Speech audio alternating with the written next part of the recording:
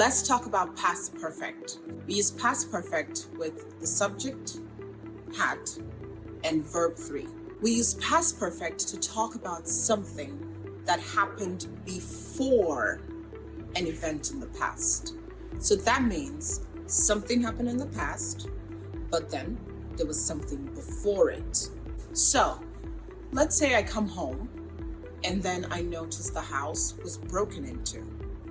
So I'll say, when I got home, we found out that someone had broken into the house.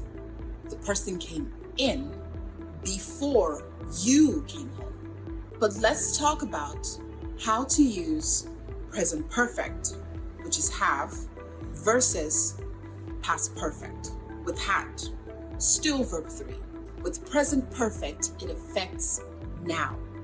But with past perfect, it ends in the past. So you can say, I have seen her, which means in the moment right now. You can also say, I had seen her, but not now. It was probably 2 weeks ago. For more exercises, click on the link below.